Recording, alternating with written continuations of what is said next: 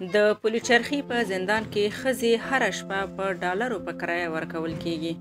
نن ډیره ښکلې ویډیو درته لرم، هیله ده تر پایه یې وګورئ او د داسې جالبه ویډیوګانو لپاره سحر میډیا چینل سبسکرایب کړئ. د پلچرخي په زندان کې ټولې بندیانې ښځې هره شپه په زرهاو ډالرو په کرایه ورکول کیږي.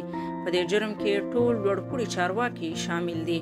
بندیانې ښځې وایي چې زموږ لاس کې هیڅ هم نشته او څه چې راته ووایي نو باید موږ یې وکړو، ګنې په زور او زیاتي سره یې را باندې کوي. یوه بندي ښځه وایي چې موږ باندې هره شپه په زور تجاوز کیږي، که موږ یې ممانعت وکړو نو وهل کیږو او ټکول کیږو هم. هغه وایي چې موږ د حکومت او د خلکو څخه انصاف غواړو.